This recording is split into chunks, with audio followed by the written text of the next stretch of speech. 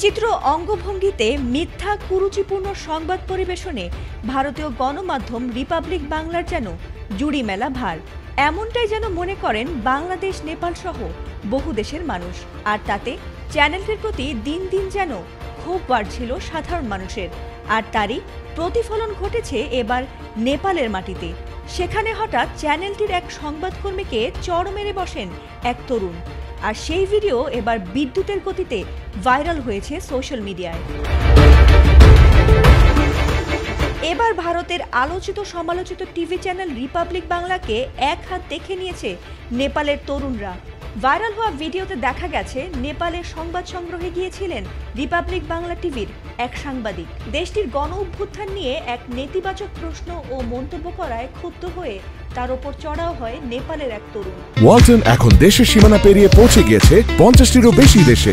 ওয়ালটন, ঘরে ঘরে বিশ্বজুড়ে। ভিডিওতে দেখা গেছে লাল শার্ট পরা ওই সংবাদকর্মীকে মারধর করছেন এক আন্দোলনকারী। এ সময় তার গলায় থাকা আইডি কার্ডটিও ছিঁড়ে ফেলা হয়েছে।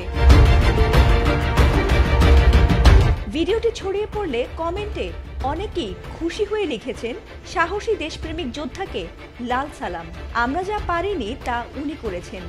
একজন লিখেছেন, এই ব্যক্তিকে জানাই অন্তরের অন্তঃস্থল থেকে অনেক অনেক শুভেচ্ছা। এই ব্যক্তি রিপাবলিক বাংলার সাংবাদিককে যথাযথ জবাবটি দিয়েছেন।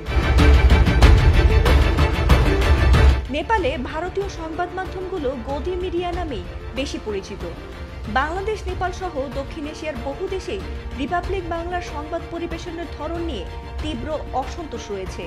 বিশেষত বিচিত্র ধরনের অঙ্গভঙ্গিতে সাংবাদিকতার জন্য রিপাবলিক টিভির পশ্চিমবঙ্গের এডিটর ময়ূখ রঞ্জন ঘোষ বাংলাদেশে মলম বিক্রেতা নামে সমালোচিত।